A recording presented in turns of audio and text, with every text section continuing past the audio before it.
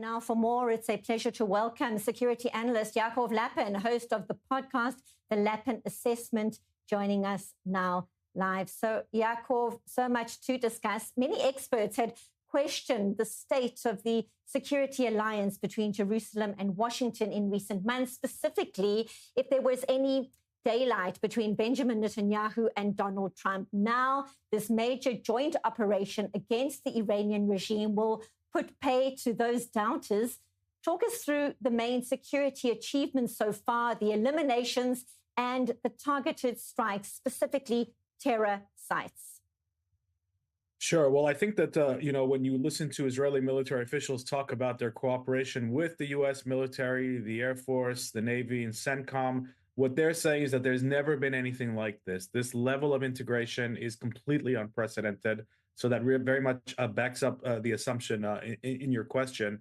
Look, what we're seeing, in Iran is truly historic from a military perspective.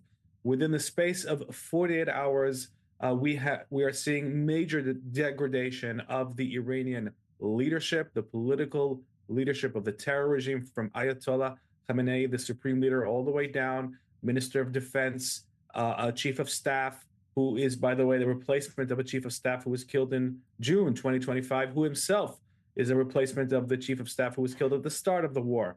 IRGC commander, himself a replacement of the former IRGC commander, who himself is another replacement. So we're seeing the triple replacements of these figures being eliminated. The way that this was done, 200 jets. This is the biggest flyover, the biggest combined Israeli Air Force attack in its history since 1948.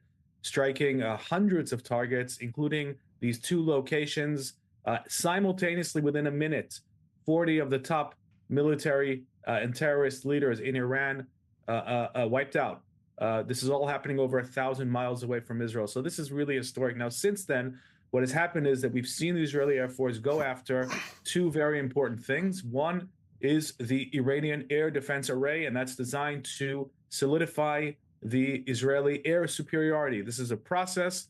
Military officials are saying it's not 1 minute we don't have air superiority, the next minute we do. This is ongoing, but Israel is definitely moving quickly towards achieving air superiority across the whole of Iran. It's already achieved it in areas of Iran, and it's on the way to achieving it once again, just as it did in June, throughout the whole of Iran.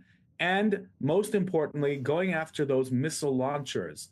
We have figures today that 200 of these launchers, which is about 50% of what Iran had going into this war, have already been destroyed. That means that half of their firing capacity is eliminated, and now they're hunting, especially those mobile truck missile launchers that are scattered throughout Iran.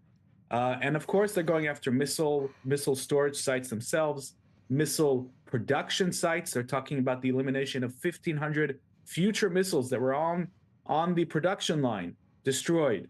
So this is all, going to set back the Iranian missile program by years.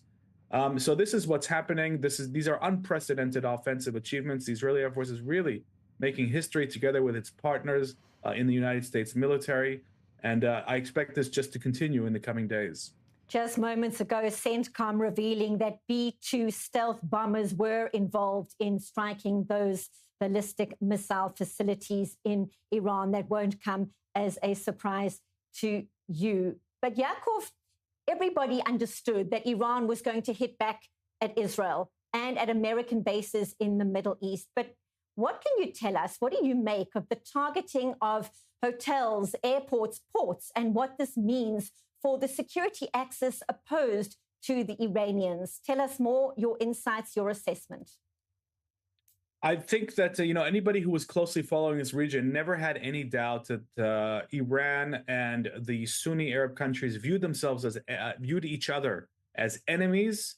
And what Iran is doing here, it's actually, some people say that it's lashing out and that this is the uncontrolled, firing in every direction. That's not what's happening. Actually, the Iranians said from the beginning that if they are attacked, they're going to target what they consider to be the co-conspirators across the region. They consider the UAE, the Saudis, and every country that they've hit in the Middle East over the past 48 hours to be allies of America, to be partners of Israel, to be cooperating with both countries militarily from an intelligence perspective, and they are punishing them for that.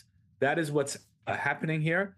So this is not impulsive. This is not the regime lashing out. This is pre-programmed protocol. Iran is trying to terrorize and bully its Sunni Arab neighbors into no longer cooperating with Israel and the United States. Of course, they're going to fail in doing that. They're going to do exactly the opposite. They're going to cause the coalition against them to crystallize even further. So it's also, I think, important to point out that some of these countries do have air defenses. They're not as advanced as the Israeli air defenses. Some of them, according to reports like the UAE, have Israeli systems as well as American systems. So it's not that everything that Iran is firing at the UAE is getting through. That's not the situation. There have reportedly been significant interceptions, but the UAE is very, very sort of new at this direct war, being attacked in such a major way. So they're learning as they go. But certainly we've seen some painful hits against targets, civilian targets, commercial targets. This is the great fear of the moderate Arab Gulf countries. You know, they are interested in economic development, technological, tourism, business. And, you know, the great sort of glass towers that the UAE has built, these are exactly the targets of the fundamentalist jihadist Shiite regime, making good now on its threat to terrorize its neighbors. So I think, you know, if anybody had any doubt of how much of a menace Iran is to the entire Middle East and not just Israel, now there should be no further doubts. It certainly is becoming abundantly clear. Meanwhile, Benjamin Netanyahu is warning that the Israeli strikes on Iran will intensify amid what he calls painful days at home. Security analyst Yaakov Lapin, always appreciate your insights. Thank you very much, as always.